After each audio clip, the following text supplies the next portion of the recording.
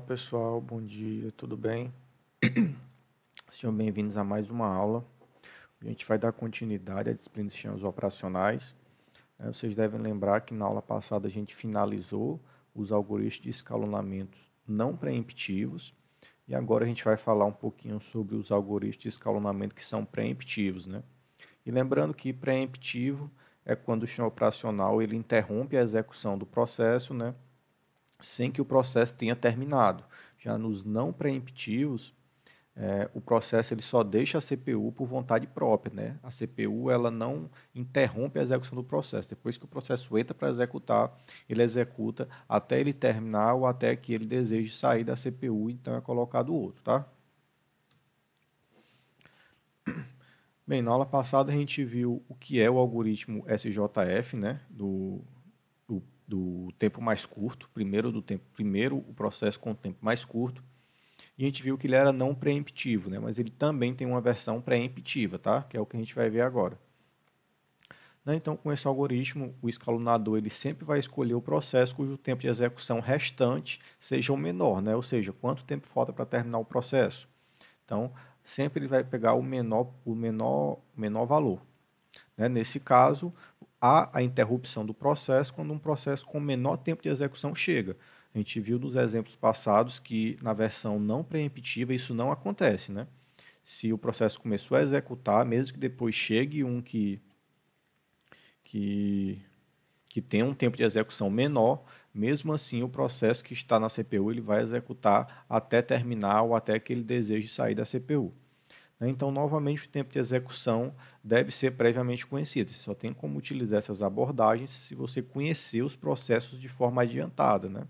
Então, você tem que saber quais são os processos e qual o tempo que ele vai demorar para executar na CPU.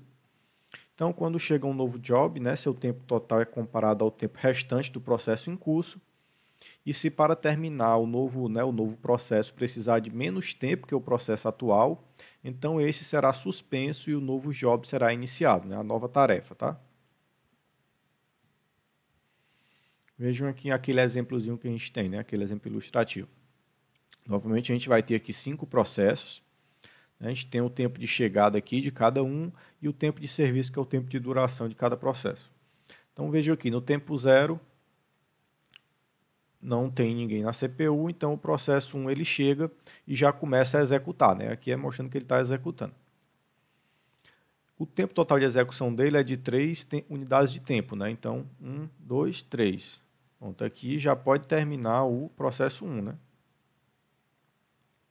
Porém, no tempo 2, o processo 2 chega. 0, 1, 2. Aqui o P2 chega, né? Que é bem aqui. Aí, quando chega um novo processo, ele faz aquela verificação. Qual é o tempo de duração para eu executar P2 e para eu executar P1? P1 ele está aqui, só falta uma unidade de tempo para ele executar. Então, para P1 vai faltar 1 e para o P2 vai faltar 6 unidades de tempo. Então, por conta do algoritmo, ele vai escolher o que tem o menor tempo para terminar. Então, o P1 vai continuar executando. Então, o P1 continua executando e o P2 fica aguardando. Aqui no tempo 0, 1, 2, 3, né, no tempo 3, o processo 1 ele encerra e o 2, como ele já estava esperando, ele começa a executar. Porém, aqui no tempo 4, 0, 1, 2, 3, 4, aqui já chega o processo P3, né? P3. Vejam que o P2 precisa de 6 unidades de tempo. Então, o P2 começou a executar aqui, ó. Ele só vai executar uma unidade de tempo e aí o P3 chega. Então, aqui no tempo 4, está o P3 e o P2 esperando para ser executado. O P2 vai ficar faltando 5 unidades de tempo, porque ele executou uma, e no P3 vai estar faltando 4 unidades de tempo, que é o tempo total de serviço dele. Então, vai haver um escalonamento e a CPU vai ser realocada para o processo 3, porque ele é menor do que o processo 2. Tá? Então, executa o processo 3 aqui, né? Até o tempo 4, 5, 6, 7, 8, até o tempo 8. E aqui no tempo 6, novamente chegou o P4. Então aqui chegou o P4. O P4 ele demora 5 unidades de tempo. E, novamente, o P4 é maior do que o P3. Então, o P3 ele vai continuar executando, tá? E, novamente, o P2 está em escanteio, né? O P2 falta 5. O P2 continua em escanteio porque tem outros na frente dele aqui, né? Tem o P3 e tem o P4 agora também. Então, aqui o P3 ele vai executar. 1, 2, 3, 4. Então, o P3 ó, terminou aqui, né? Então, a gente está aqui no tempo 8, o P3 já acabou, falta executar o P2 e o P4. O P2 é 5, o P4 é 5. Então, aí, nesses casos, o algoritmo ele vai escolher um aí de forma aleatória, ou então, o que chegou primeiro pode ser utilizado uma junção aí de vários algoritmos de escalonamento também para gerar política de escalonamento. Então, a política, imagine como sendo um negócio mais geral, e o algoritmo é um negócio mais específico. Então, a política ela pode incorporar vários algoritmos. No nosso caso aqui, vamos dizer que ele utiliza a política SJF e, se for empatado, ele usa o algoritmo FIFO para decidir. Então, o P2, como chegou primeiro, né, utilizando o FIFO, então ele vai ser executado aqui. Então, executa o P2. Porém, antes de começar a executar o P2, vejam que o P5 ele chegou no tempo 8. Aqui no tempo 8, chegou o P5. E o P5 ele vai ter um tempo de execução somente de 2 unidades de tempo. Então, ele vai passar na frente dos outros e vai executar logo primeiro. Então, executa o P5. O P5 acaba. Agora, a gente vem para o tempo 10. Aí, no tempo 10 é que volta a executar o P2, que chegou lá do tempo 2 ainda, tá vendo? Então, vejam que faz muito tempo que ele está esperando e sempre está chegando processos com um tempo de serviço menor e estão executando na frente dele. Mas agora, finalmente, chegou a vez dele, né? Então, o P2 falta executar 5 unidades de tempo e o P4 também falta 5 unidades de tempo. Dado que o P2 chegou primeiro, então executa o P2 aqui por completo e ao encerrar ele, executa o P4 aqui, que é o que estava esperando também. Então, acabou o P2, acabou o P4. Isso aqui seria a forma de escalonamento utilizando o SJF versão preemptiva. Tá? Então, para vocês verem como não é tão simples isso aqui, embora esse seja um dos algoritmos mais simples, mas para a nossa cabeça é difícil acompanhar essas transições. Né? Imagine ter que fazer isso aqui com 50 ou 200 ou 300 processos que ficam escalonando de forma muito rápida, então é impraticável para a gente tentar fazer isso, né, para um número muito grande. Então, o computador realmente ele tem que ser bem treinado, né, tem que ter um algoritmo bem definido para poder executar de forma correta, sem erros. E além disso, né, agora que a gente já viu o o Shortest Job First primeiro, né, a versão preemptiva, agora a gente vai ver um outro algoritmo chamado de Round Robin, né? É chamado também de algoritmo de escalonamento por alternância circular. Então, o Round Robin é um dos algoritmos mais antigos, né? E nesse algoritmo, cada processo é atribuído um intervalo de tempo chamado de quantum, no qual ele é permitido executar. Então, o quantum é o tempo pelo qual um processo fica na CPU até que outro com que seja escalonado para colocar um outro. Tá? Então, isso aqui é o tempo mínimo que um processo fica executando na CPU.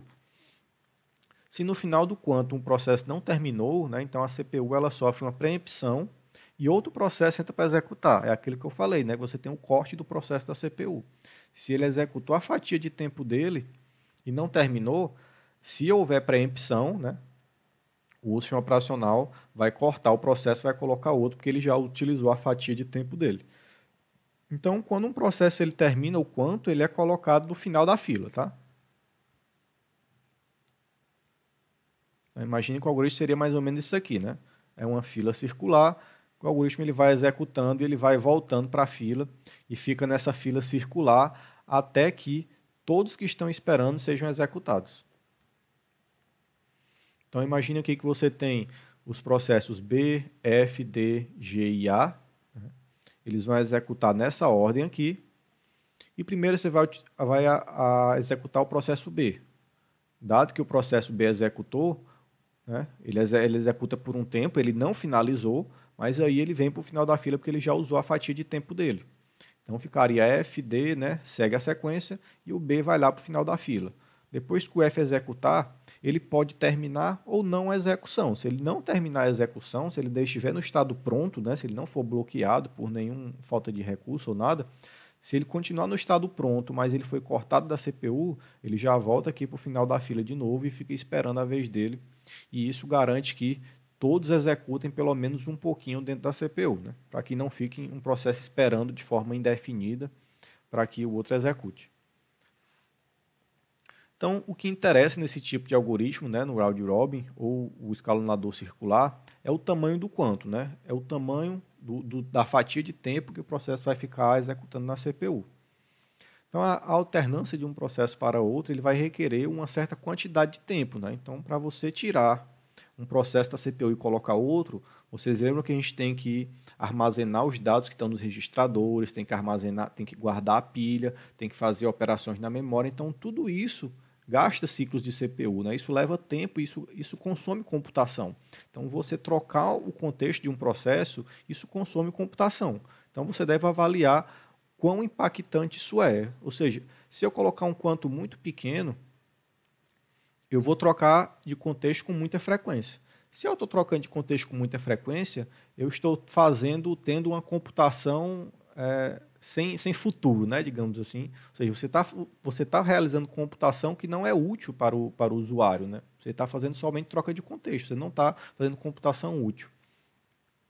Então, vamos supor que para cada processo a troca de contexto dura aproximadamente 1 milissegundo e suponha também que o quanto é de 4 milissegundos. Ou seja, o processo ele vai executar pelo menos 4 milissegundos dentro da CPU, que é o tamanho do quanto, e cada vez que for trocar de processo vai demorar 1 milissegundo para fazer essa troca. Então, com esse exemplo, após 4 milissegundos de trabalho, a CPU vai gastar mais 1 milissegundo para alternar o processo. Então, o tempo total vai ser aqui de 5 milissegundos. Assim, né, 20% da CPU vai ser gasto com a troca de contexto dos processos, gerando um overhead muito alto. Né? Então, 5 segundos foi o 100%. Né? Então, 1 segundo aqui será os 20%. Né? Que é o overhead. Né? Então, você tem um overhead de 1%, você vai ter um overhead de 1 milissegundo, vai implicar que é um overhead de 20% no tempo total de execução do processo. Essas medidas de 1 ou 4 milissegundos, pessoal, geralmente são medidas muito altas, tá? É para motivo de ilustração. Na prática, geralmente, utiliza-se 50 ou 500 microsegundos, tá? Então, é realmente muito rápido esse escalonamento de processo, tá? É realmente muito rápido. Algumas abordagens utilizam 100, né? Outras 50, isso varia muito de sistema operacional para sistema operacional, mas é sempre nessa casa dos microsegundos, né? E não dos milissegundos, tá? Mas para motivos de simplicidade, a gente está utilizando milissegundos, que é mais fácil você conseguir imaginar, né? Em comparação com o segundo. E para você melhorar a eficiência, né? Vamos supor que um quanto de agora 100 milissegundos. Então, o processo ele vai executar por 100 milissegundos e a cada troca você vai ter aí 1 milissegundo de overhead. Então, agora já caiu, o nosso overhead já caiu para 1%, né? Então, 100, né? Vai valer os 100%, né? E 1 vai ser o 1% aqui de overhead, que é equivalente ao 1 milissegundo, tá? Então, no entanto, considero que pode acontecer um sistema de tempo compartilhado se você houver 50 solicitações de mudança dentro de um curto intervalo de tempo com grande variação nas necessidades da CPU. Então, você ter muitas trocas de CPU não é bom, mas você ter também poucas trocas, né? Isso vai gerar um overhead, uma espera muito alta dos processos para poderem executar dentro da CPU. Né? Isso pode degradar a interatividade do sistema. Então, nesse cenário aqui das 50 solicitações, o primeiro processo ele iniciará imediatamente, né, se a CPU estiver ociosa. O segundo vai esperar 100 milissegundos, o terceiro esperará mais 100 milissegundos, além do que já tem esperado do segundo e do primeiro. E o último pode ter que esperar até 5 segundos, né, antes de ter uma oportunidade de executar na CPU. Então, em um sistema interativo, né, ou de tempo real, esses valores são muito altos. Então, você tem um quanto de 100 milissegundos é inviável, tá? É realmente inviável, porque você vai degradar bastante a interatividade do sistema.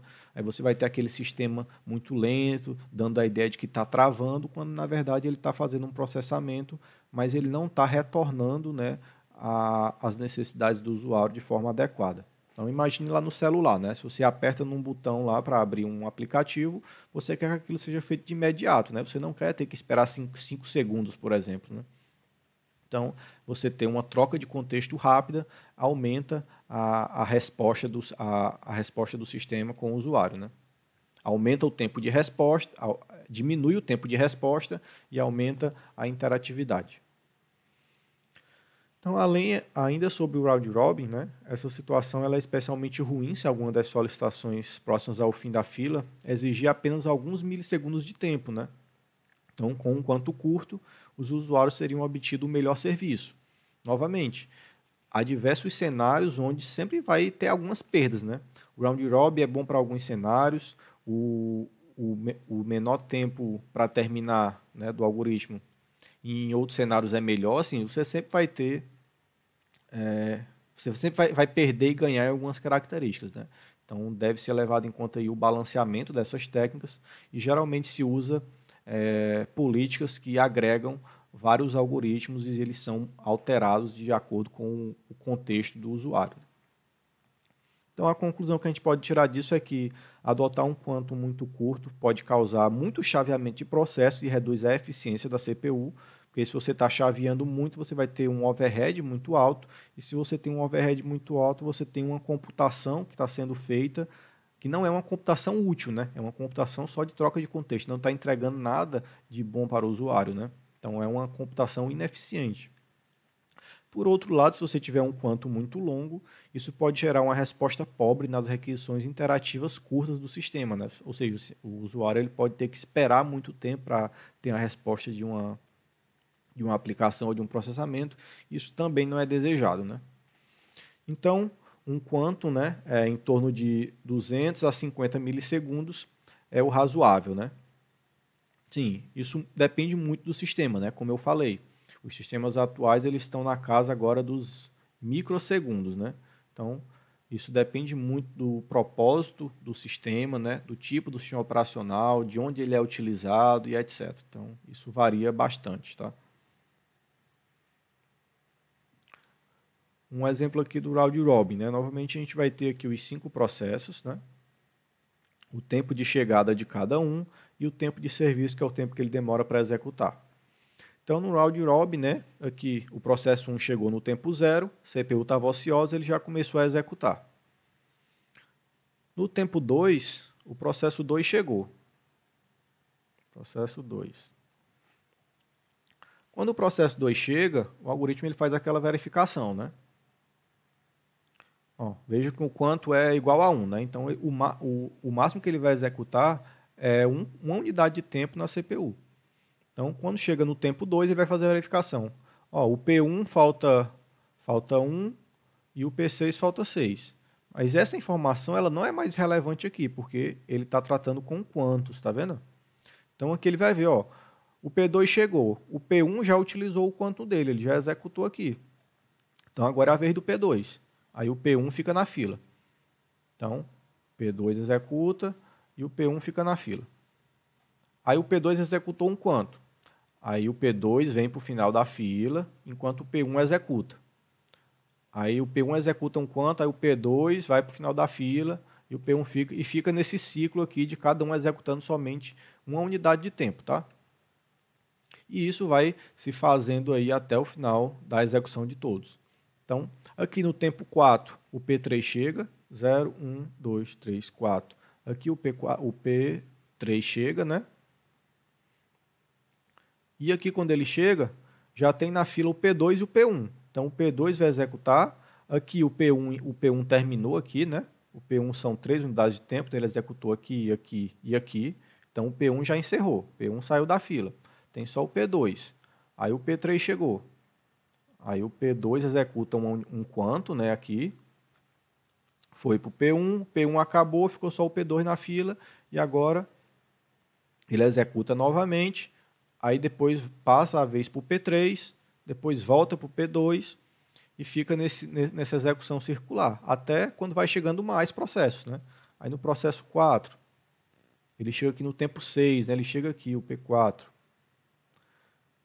Então ele já começa a ficar na fila também, né? Aí ele executa uma vez aqui o P2, que já estava na fila, aí passa para o P4, aí depois volta para o P3, aí volta para o P2. E a cada vez que tem essa mudança aqui de contexto, você tem que fazer salvar os registradores, a pilha, etc.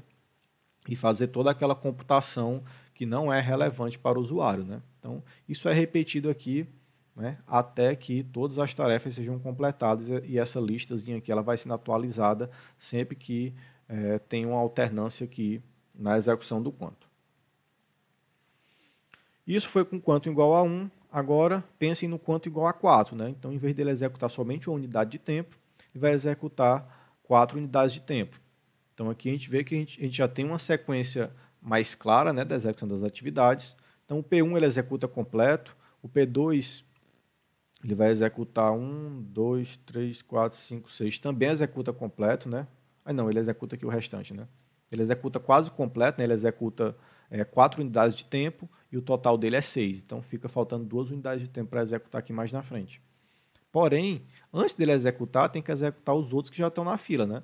Então, cada um vai executar, no máximo, né, 4 unidades de tempo. Se o processo terminar com 3 unidades de tempo, ótimo. Né? Aí já é chaveado para o outro, porque ele terminou, ele saiu da CPU. Mas se ele não tiver terminado, ele executa até o máximo de um quanto igual a 4, né? Até 4 unidades de tempo. Por fim, o round robin, né, por ser preemptivo, um processador ele perde o processador quando, né? Um processo ele perde o processador quando ele libera explicitamente o processador, né? Ou seja, ele finalizou ou ele foi bloqueado para guardar alguma entrada de ES. Ele realiza uma chamada de sistema, né? No caso ele é bloqueado. Ele termina a sua execução ou quando a sua fatia de tempo é esgotada. Então, nessas 3 situações aqui, ele deixa a CPU. E outra característica é se o valor do quanto tender ao infinito, né? Ou seja, se você tiver um quanto tão alto que tende ao infinito, esse algoritmo do round robin ele começa a se comportar como o FIFO, né? Que é o first in, first out, né? Primeiro a chegar, primeiro a ser executado. Então, no FIFO, ele executa tudo que ele tem para fazer até ele terminar. No round robin, se você tiver um quanto que tende ao infinito, ou seja, um quanto com número infinito aí, o processo também ele vai executar todo o tempo que ele precisa antes de liberar a CPU para outro processo, tá? E por fim a gente tem o escalonamento por prioridades, né? Que é um dos mais utilizados. O escalonamento circular ele pressupõe que todos os processos são igualmente importantes e para que haja diferenças externas de execução foi criado o escalonamento por prioridades, porque a gente sabe que alguns processos eles são mais importantes do que outros, né? Então eles não deveriam ficar esperando igualmente com os outros que têm uma prioridade mais baixa na execução. A ideia básica desse algoritmo é simples, né? A cada processo é atribuído uma prioridade e o processo com maior prioridade ele é executado primeiro. Né? Então, sempre quando ele for fazer aquela verificação lá, ou do quanto, ou do FIFO, ou alguma coisa assim, ele vai verificar também a prioridade. Né? Qual é o processo que tem maior prioridade? Chegou algum processo de prioridade maior? Se chegou, ele vai executar primeiro. Então, mesmo em um PC comum, né, com um único proprietário, você pode ter aí múltiplos processos com prioridades diferentes. Né? Por exemplo, um processo como um serviço de correio eletrônico que fica checando se você recebeu o e-mail, ele deve ter uma prioridade menor do que um processo que atualiza um vídeo na tela ou que faz uma verificação de segurança no Windows ou no Linux. Né? Então, tem serviços que são mais importantes do que outros, né? Processos que são mais importantes do que outros, e para isso eles têm prioridades. Então, se tem uma prioridade maior, ele vai executar primeiro, e os que têm uma prioridade menor, né, que são secundários, não tem tanta importância, eles são executados depois, quando a CPU fica ociosa. Então, para evitar que processos de alta prioridade executem infinitamente, né, o escalonador ele pode reduzir a prioridade do processo a cada execução que o processo faz. Isso também é uma prática bastante utilizada. E essas prioridades elas são atribuídas pelo sistema operacional. Né? No Linux, por exemplo, você tem o comando nice, né, que ele altera a prioridade de um processo de acordo com o que o usuário desejar. Então, você pode tornar processos mais ou menos prioritários, dando preferência a eles no escalonamento do sistema operacional. E além disso, muitas vezes também é conveniente você agrupar processos em classes, né? Ou seja, para você não precisar ter que dar uma prioridade para cada processo, e você sabe que tem processos que são similares, né? Então você pode utilizar esse agrupamento por classes. Por exemplo, você tem aqui 4 classes de prioridades, né? Prioridade 1, 2, 3 e 4, e cada classe de prioridade dessa vai ter os processos associados, né?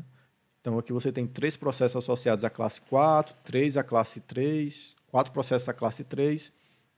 Então, se você tem uma prioridade mais alta, esses processos da prioridade 4 eles vão ser executados de forma prioritária, né, do que esses da prioridade mais baixa.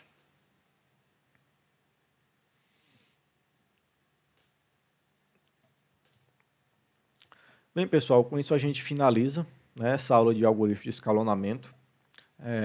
É bastante informação, né? É verdade, eu sei disso, mas se não conseguiram compreender por completo, vejam o vídeo novamente, tá? Tentem praticar aquelas tabelinhas dos tempos de execução e tentar fazer na mão o algoritmo, porque isso ajuda bastante a você entender, tá? Como é que ele funciona e você fixa bem melhor o conhecimento quando você pratica, tá? Então, peço que façam esses treinozinhos utilizando os exemplos dos slides. E na próxima aula a gente vai começar a outra aula ainda sobre escalonamento, que a gente vai falar sobre as medidas de desempenho que são utilizadas nos algoritmos de escalonamento. Ok, pessoal? Obrigado e até a próxima. Tchau, tchau.